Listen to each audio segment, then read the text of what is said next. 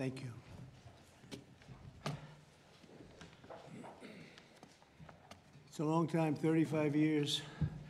They fought, and now they're friends, and they're going to be friends for a long time. But it's a big, beautiful honor to welcome everyone to the White House for this very historic peace summit between Armenia and Azerbaijan. It's really a great thrill for me. I love seeing good people get together, and that's what you have. You have two great leaders. I want to congratulate these two visionary people, Prime Minister Pashinyan and President Aliyev, for coming to Washington to sign this momentous joint declaration. It's a tremendously important document, and it's been a long time in coming. They were explaining before that so many times they thought they could get there. It never happened, just never happened. I also want to thank Secretary of State Marco Rubio, Special Envoy Steve Witkoff, and their teams at the State Department. And I see that we have Chris Wright outside and Senator Steve Daines sitting right here. Thank you, Chris. Thank you very much. And Steve, thank you very much. And we have some other wonderful dignitaries, including the dignitaries from your country. But they provided tremendous diplomatic assistance. And Marco, congratulations. It's a big thing. Keep going. You've got many jobs. And then, of course, you would say Steve was quite influential. I call him Henry Kissinger, who doesn't leak. For more than 35 years, Armenia and Azerbaijan have fought a bitter conflict that resulted in tremendous suffering for both nations. They suffered gravely for so many years. Many tried to find a resolution, including the European Union. The Russians worked very hard on it, never happened. Sleepy Joe Biden tried, but you know what happened there. He tried for probably 12 minutes and didn't work out. And many other countries tried, and they were unsuccessful. But with this accord, we've finally succeeded in making peace, and we just left the Oval Office where we signed voluminous documents and very important elements to the agreement. The country of Armenia and Azerbaijan are committing to stop all fighting forever, open up commerce, travel, and diplomatic relations, and respect each other's sovereignty and territorial integrity, so importantly. And I just spent a lot of time with these two men. I think they're going to have a great relationship. You want to know the truth? They didn't see each other that much, but they probably will. I think they're going to have. I think you two are going to have a great relationship. I have no doubt. And if you don't, call me and I'll straighten it out. Okay. Very importantly, we have also resolved the key issue that foiled previous negotiations. This declaration establishes what they are calling a great honor for me. I didn't ask for this. The Trump route for international peace and prosperity, which is a special transit area that will allow Azerbaijan to get full access to its territory of Nakhchivan while fully respecting Armenia's sovereignty. So they're going to be able to really live and work together, and it's amazing. So that's a very important territory, I guess, very special territory to you, and now they work together. Armenia is also creating an exclusive partnership with the United States to develop this corridor, which could extend for up to 99 years. And then they promise in 99 years they'll extend it, right? You'll promise. But we anticipate significant infrastructure development by American companies. They're very anxious to go in to these two countries, and they're going to spend a lot of money, which will economically benefit all three of our nations. This is incredibly positive news for the future of the entire region, and it's a very important region, as you know. Additionally, the U.S. is signing a bilateral agreement with both countries to expand cooperation in energy, trade, and technology, including AI. And in terms of energy, Chris is here representing our country, and there's nobody better than Chris Wright. And Chris, I understand it's very fertile. It's a very fertile area.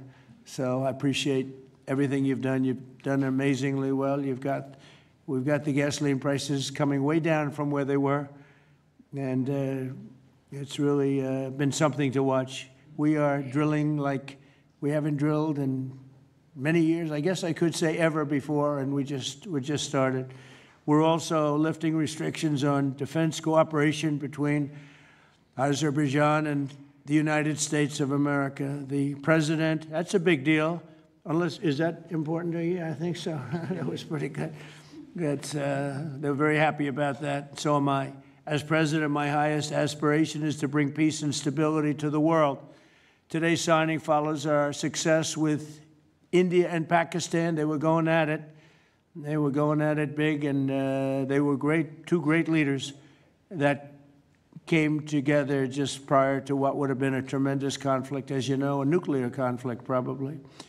Also the Congo and Rwanda. Now that was one which was going on for 31 years. You have them beat. 35 years you had them beat. But that was going on for 31 years, and we have it all done, and people are very happy. That was a rough one. That was nasty. 7 million people that they know of died. Also, just recently, Thailand and Cambodia, that was one that was just starting. That 2,000 people were dead on the border, but it was just starting. And I was talking to one of the two nations on trade, and I said, I'm not going to sign a trade deal if you guys are going to fight. And I got the other one. And again, great leadership, Thailand and Cambodia. And before it got started, beyond that first couple of days, we stopped the war.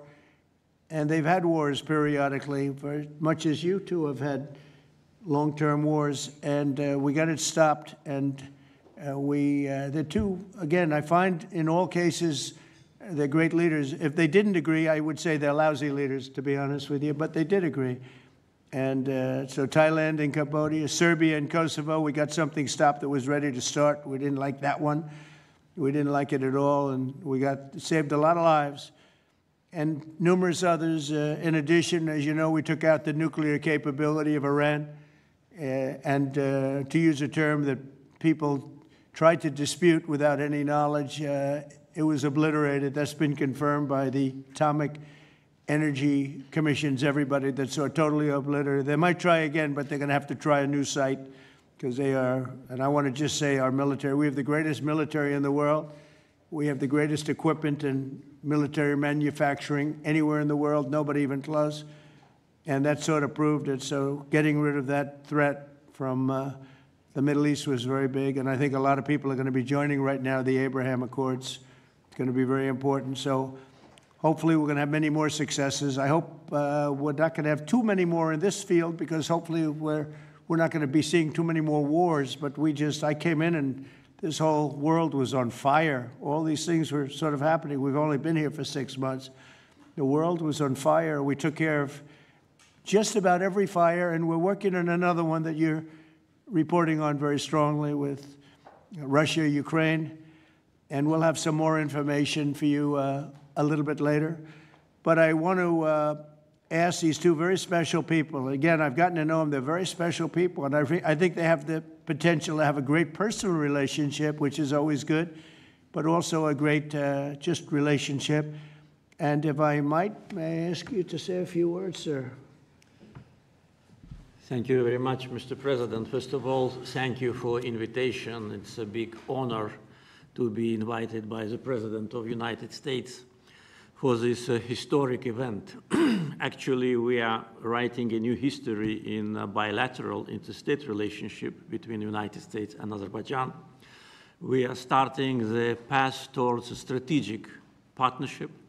The Charter on Strategic Partnership will be elaborated within several months, and that is a historic achievement for Azerbaijan, because to be in the format of strategic partnership with the greatest country of the world is a great opportunity and also a very big responsibility.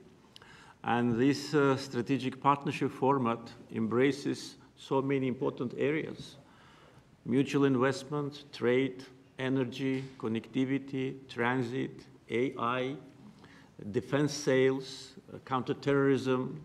So all these areas where we had and hopefully will have very active cooperation in the future. So it opens a lot of opportunities for Azerbaijan to continue its path of development, to diversify its economy, to keep unemployment low as it is today, and to look to the future with great optimism.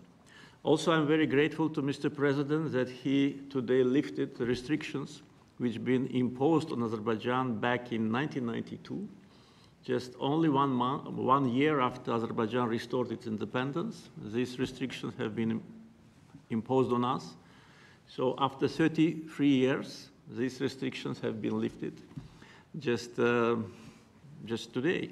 So really, it's a day which will be remembered by the people of Azerbaijan with a feeling of pride and gratitude to President Trump for his attitude to Azerbaijan, for his vision, for not only for our region. We were exchanging views today, and I said that within several months he managed to put an end to conflicts in Asia, in Africa, and now in Southern Caucasus. What we could not achieve for more than 30 years. We had to sacrifice lives. We had to fight two very bad wars with a lot of casualties. And if not for President Trump and his team, and our great friend, Mr. Vitkov and his team, probably today, Armenia and Azerbaijan would have been again in this endless process of negotiations. So really, it's a historic day. We are today establishing peace in the Caucasus, which will open great opportunities, not only for our region. And as President Trump correctly mentioned, the Trump route for international peace and prosperity, which will create new connectivity lines, which will lift the walls, and which will create connectivity opportunities for so many countries, with investments, with prosperity, with stability. You know, Azerbaijan and Armenia, we became independent at the same time as a result of the collapse of the Soviet Union. But at that time already, we were at war. So we lost a lot of years just being preoccupied with wars and occupation and bloodshed. So today, historic day, also is because we bring peace. President Trump brings peace to Caucasus, and we're grateful for that.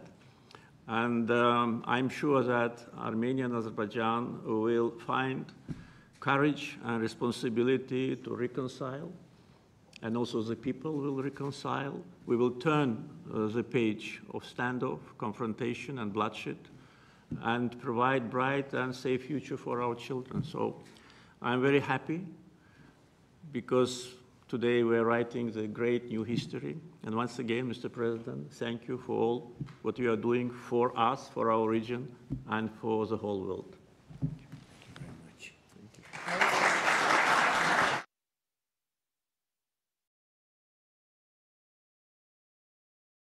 Great leaders, how long have you been in the leadership position?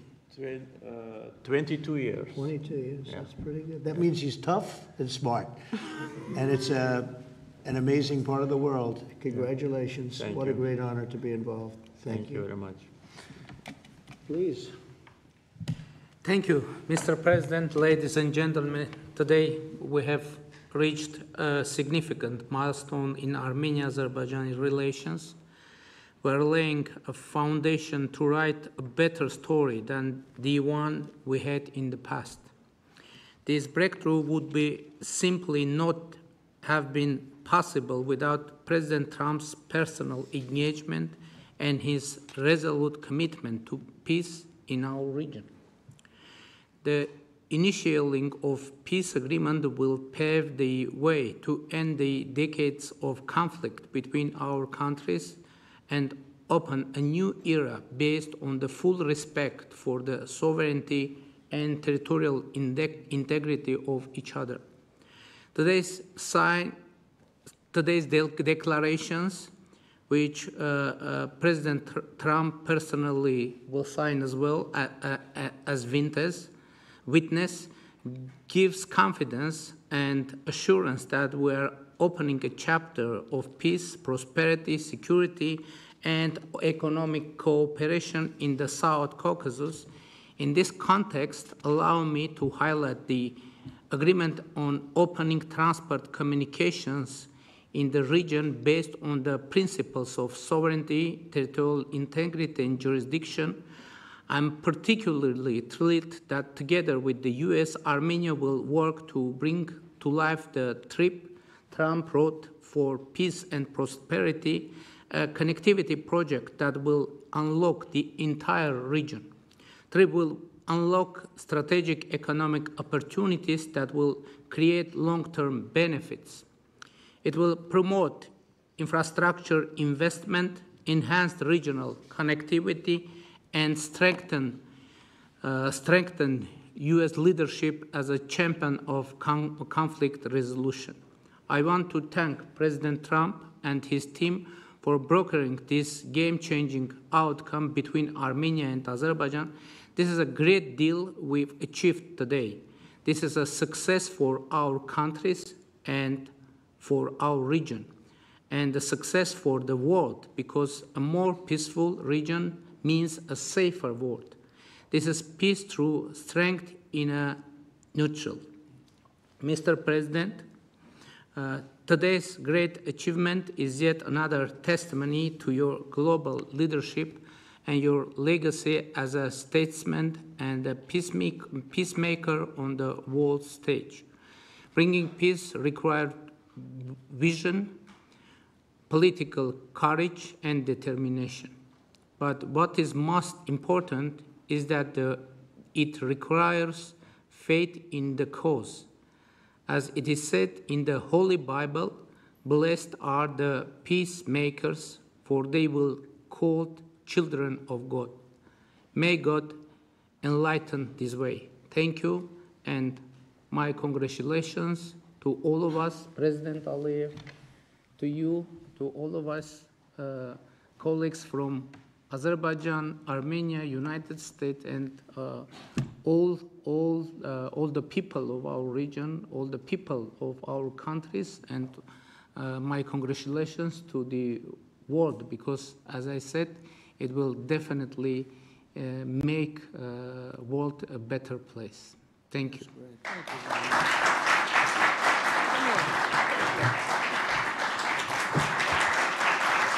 President of the United States, the President of the Republic of Azerbaijan, and the Prime Minister of the Republic of Armenia will now sign the joint declaration on the outcomes of the Trump Route for International Peace and Prosperity Summit. That's really They will beautiful. sign 3 copies in English. The President of the United States signs as a witness to the President of the Republic of Azerbaijan and the Prime Minister of the Republic of Armenia, affirming their path to peace, stability, and prosperity.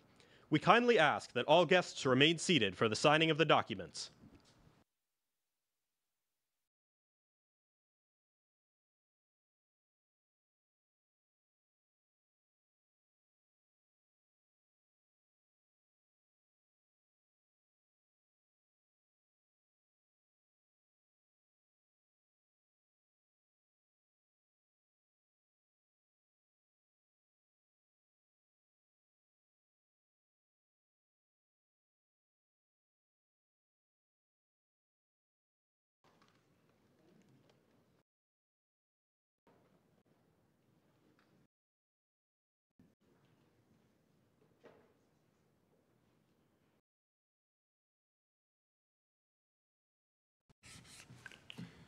That is so great, and we'll hold up. How about holding up that document? All right.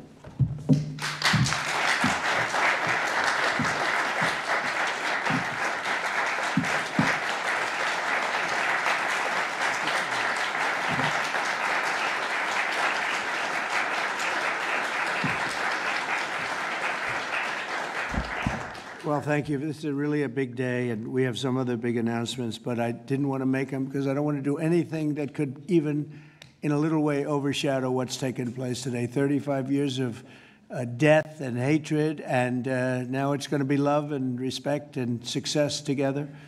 And I didn't really want to do anything that would in any way overshadow. I don't think it can be overshadowed when you're at war and so many people have suffered and so many people have been killed, and now you're going to have great peace. And I look forward to that corridor, because that corridor sounds, I'm going to have to get over there.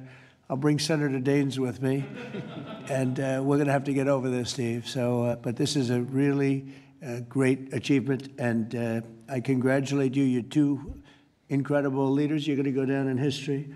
And I've read the whole thing about how long it took, and you thought you were there and people let you down, and sometimes you probably let people down. Maybe, I don't know how it works, but that's the way it usually does. But this is something that is very, very special. So I don't want to get in the way of it at all, but we'll take a few questions, maybe at least slightly related, but we have some other things to announce later on in the day. Peter, please.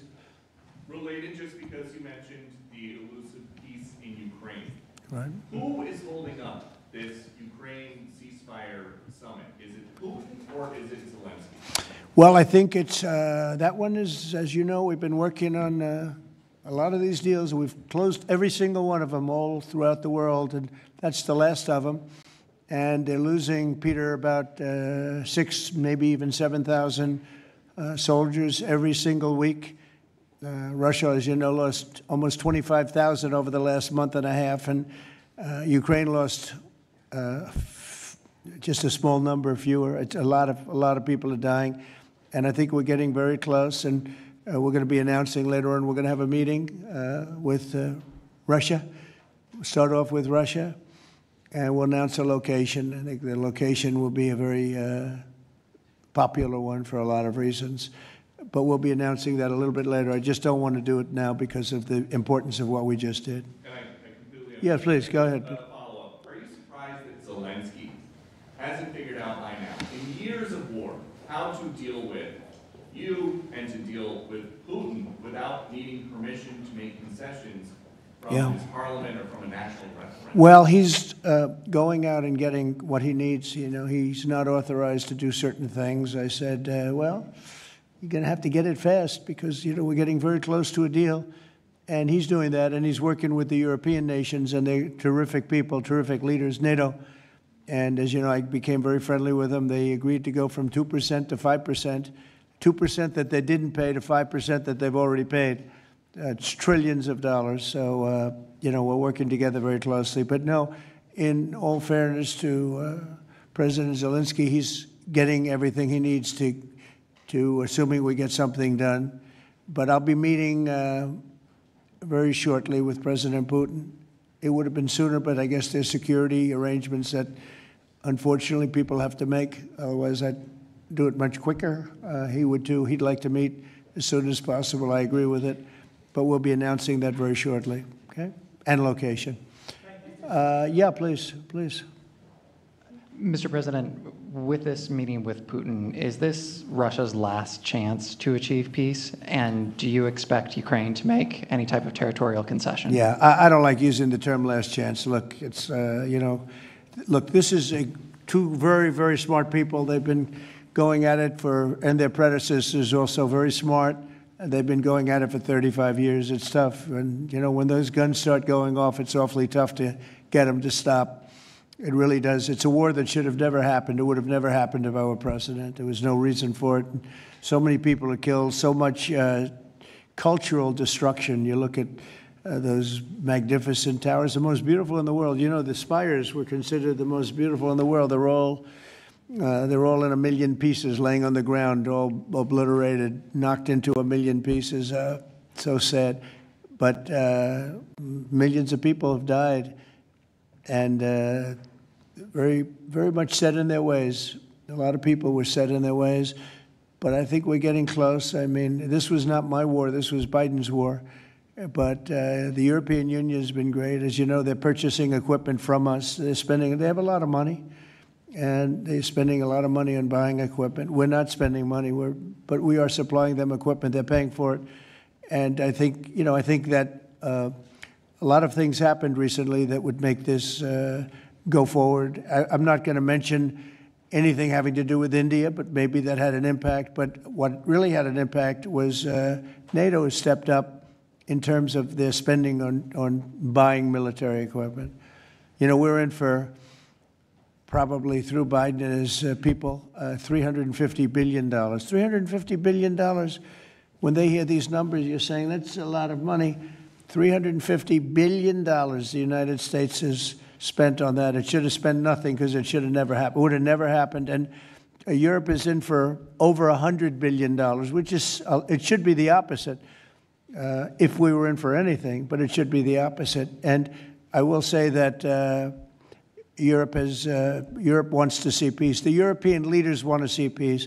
President Putin, I believe, wants to see peace, and Zelensky wants to see peace. Now, President Zelensky has to get all of his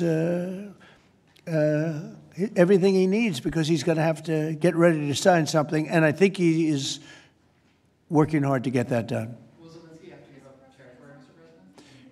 Well, you're looking at territory that's been fought over for 3.5 years with, a lot of Russians have died, a lot of Ukrainians have died. So we're looking at that, but we're actually looking to get some back and some swapping. It's complicated. It's actually nothing easy. It's very complicated, but we're going to get some back. We're going to get some switched. There'll be some swapping of territories to the betterment of both. And but we'll be talking about that either later or tomorrow or whatever. Yeah, please. Say it. If I could ask a question of your guests and also of you. Yeah. Of the guests, will the Armenians from Nagorno-Karabakh be allowed to return? And also, do you have any thoughts on the talk about President Trump winning the Nobel Peace Prize? And for President Trump, you're working on resolving 2 other major conflicts. In Gaza, you've spoke of resettling the Gazans. The country of Somaliland has expressed potential interest if you were to diplomatically recognize their independence. Are you inclined to do so? And also, did President Putin present an award to Mr. Witkoff during their recent visit? He likes Mr. Witkoff, I can tell you that. That's true. Please, go ahead.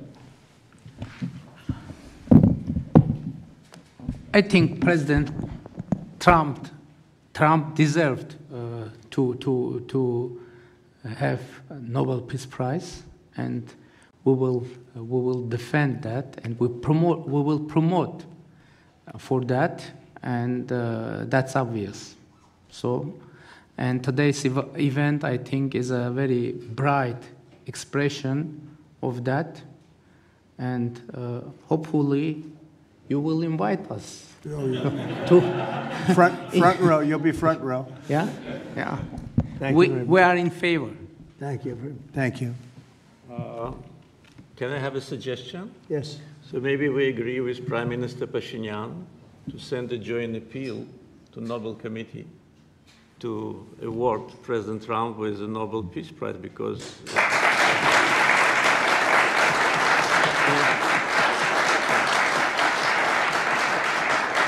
from the leaders of the countries which were at war for more than 3 decades, having this historic signature here, it really means a lot. This is tangible result of President Trump's leadership, and no one could have achieved that. There have been many presidents here since beginning of 90s, and the so-called Minsk process, which, by the way, today we put an end to with my Armenian colleague, started in 1992. So negotiation under the auspices of OSCE continued for more than 3 decades without any result. So who, if not President Trump, deserves the Nobel Peace Prize? I don't want to go into the history of some very strange decisions of the Nobel Peace Committee to award the prize for someone who didn't do anything at all. But President Trump, in 6 months, did miracle.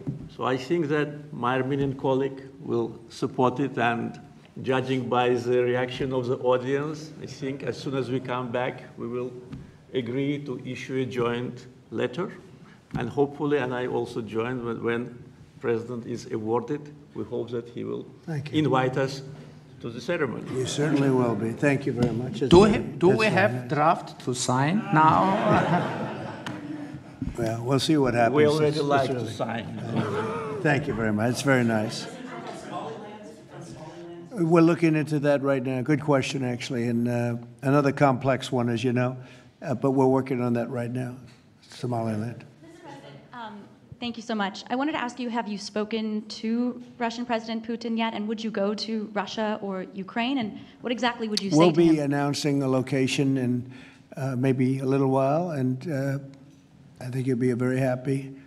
We'll see what happens, right? All we can do is do our best We've been working on this one for a long time. This is a very complicated one also. This was extremely complicated, but we made it less complicated, and we had two very brilliant people on my right and my left. They understood what was at stake. I think if it didn't get done now, it might have never gotten done. So this is the same, very similar with Ukraine. It became more and more complicated as time went on. It was simple at the beginning. It wasn't going to happen, but it became more and more complicated. But I think we're getting close. Yes, ma'am. Yes, go ahead, please. Could the location for the summit be Italy? Location, Italy. Oh. I will give it to you very soon. Honestly, I don't want to do anything. These guys, I don't want to do anything where that's like, because this is a bigger story than a location. A location's good. I'm a real estate person. I know about a location. But there's nothing to compete with this in terms of what we're doing today. It's just such a great achievement for these two. Really, they'll go down as great leaders for what they did. I put them together, but what they have been able, and I don't want to do anything. So we'll talk about it later. Today, we'll give you a location today. And what about the war on the cartels, too? You were talking about sending military forces to fight against the drug cartels in Latin America. Do you think it's worth sending our forces, our U.S. forces there to take this on? Cartels where?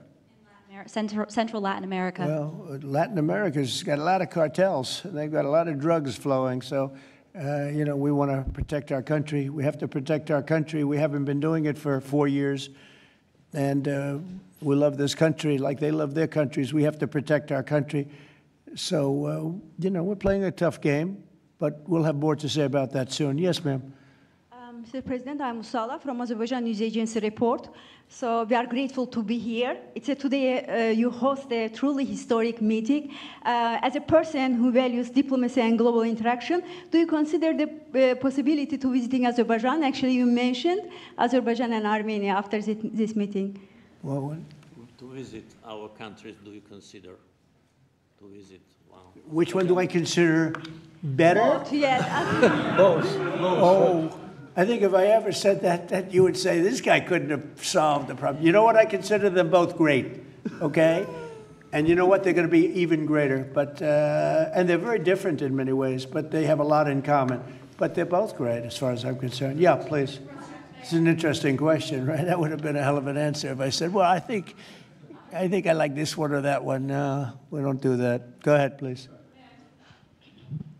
Mr. President, first of all, thank you for bringing peace to South Caucasus, something that no one has been able to achieve in 35 years. Thank you. That's number one. We also noticed that you think highly of the commitments that the sides have taken on and assumed. However, considering the long history of conflict and the fact that this is not a legally binding document, will there be consequences if at some point one of the sides takes a step back? I don't think it's going to happen. I think it's going to be very good. And I told them, I gave them a personal commitment. If there's, there's always little problems here and there, right? The big ones have been solved. These are the giant ones have been solved. But if there's conflict, they both know they're going to call me and we're going to get it straightened out. They're not going to have a problem. Where are you from? Armenia. Okay, good. Very good. I was wondering. It was a very unusual question. But it's not unusual considering you're from Armenia. If there's a problem, we will get it worked out. I told them both, don't let the problem last. We get it early, and we'll get it solved. Good reporter you have over there. Okay. Can I yes, add? Please. Can I add? Yeah. First of all, I'd like to say that today we initialed the peace deal, which was in the process of negotiations for quite a while. The fact that it is initialed here, in the capital #1 of the world, in the office #1 of the world, and in front of the great President of the United States, means that there should be no doubts and no suspicions that any of the sides would step back. If any of us, Prime Minister Pashinyan or myself, had in mind to step back, we wouldn't have come here. So you can be absolutely sure, as well as Azerbaijani community, that what has happened today will result in peace, long-lasting peace, eternal peace in the Caucasus. That's a very nice statement. I'm sorry. Fully agree and nothing to add. That's a very nice two statements, and that's a beautifully stated statement. Let's go. A couple of more. Yeah, please. Mr. President, many in the South Caucasus have pinned the blame on your predecessor, Joe Biden, and his Secretary of State, Antony Blinken, for obstacles in America's bilateral relations with Azerbaijan and peace in that part of the world. How important is it to you to elevate your country's partnership and your administration's partnership with Azerbaijan, with Armenia, and how important is this for your legacy? Well, to me, it's very important, but it's, you know, I know the history of what was going on because I do a lot of reading, and they've been at a vicious, you know, they've had a very contentious relationship for a long time. It's war. Most of the time was war. And so to get it done, they're great people. I know a lot of people from Armenia. I know a lot of people from both countries, and they're incredible people, and it shouldn't happen what has happened. I wish we could have been here sooner, you know, if the election were different. I'm going to be nice today. I'm not going to be controversial and say the election was rigged. I would have had this thing solved 4 years sooner. But the truth is that's right. If the election weren't rigged, I would have been here 4 years sooner. We would have signed the same agreement 4 years sooner. But it didn't happen, and the Biden administration did really very little, actually nothing, to get it done. But they did nothing to get really anything done. It was this country was in very serious shape. And I say it over and over again. I met all the leaders of NATO. I went, as you know, to the Middle East. I was with the King of Saudi Arabia, the leaders of great countries, right? Qatar and UAE and others in the Middle East. And everyone essentially said the same thing. We had a dead country 1 year ago. We had a dead country. Our country was dying. And now we have the hottest country anywhere in the world. It's not even close. We have the hottest country in the world. And it's an honor to use that, if you call it power or respect or whatever it is, to settle wars like we have right here to my left and my right. And these two guys are very smart. I got to know them, and they're very smart. They're not going to. I don't think they're going to ever have to bother with me. They may call me just to bug me a little bit. Let me put them to a test, and they'll call because they like to call me. But they're not going to have any problem. We have a very comprehensive agreement. It's a peace agreement. And this isn't ceasefire. This isn't we'll hold off. This is a peace agreement.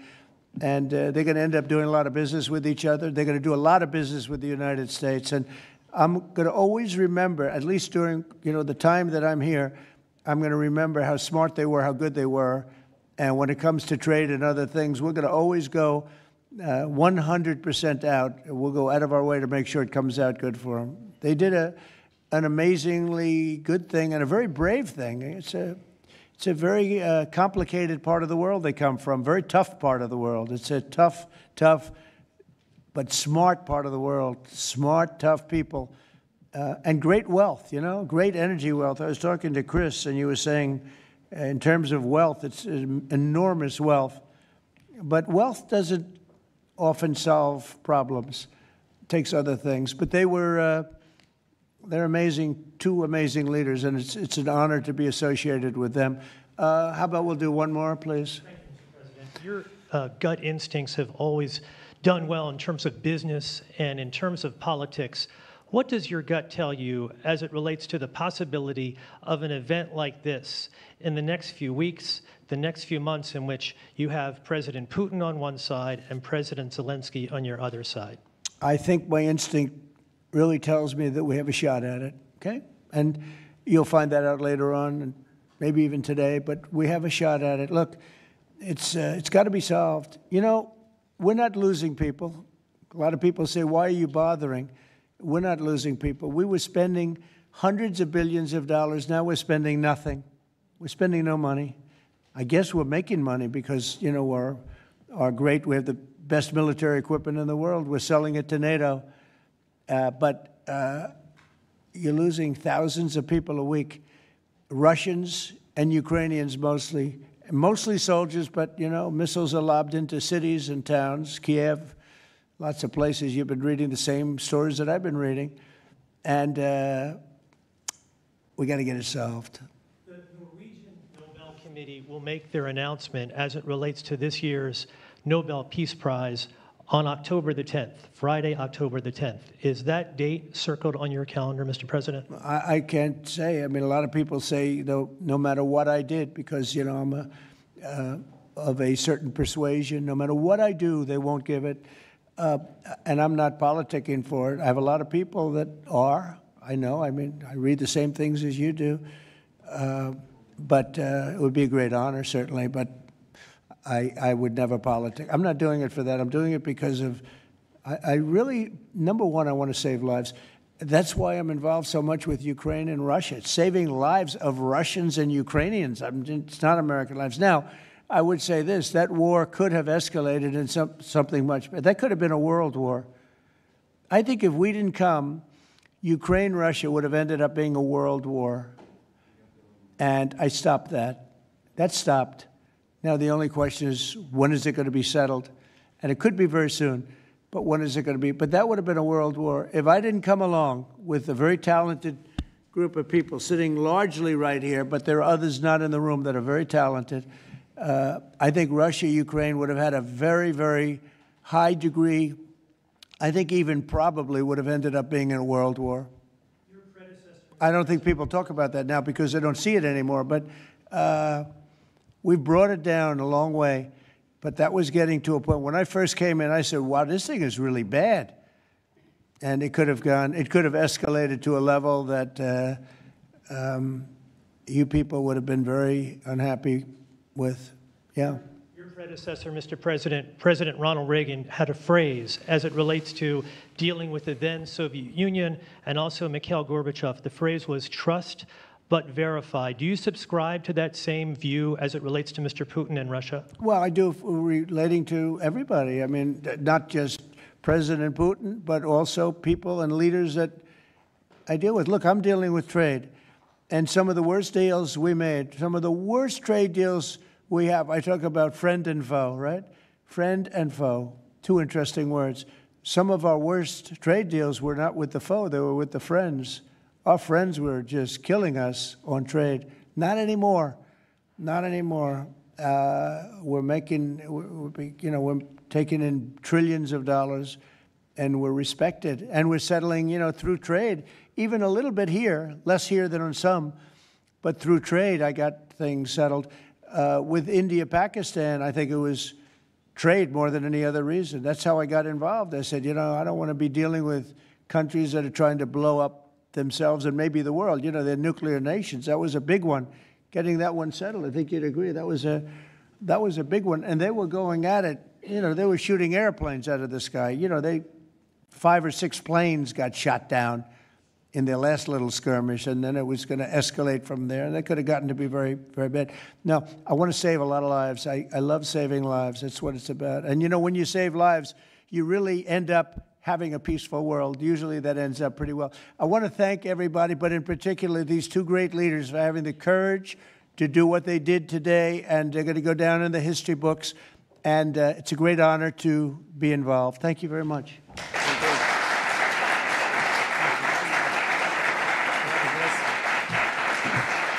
Thank you.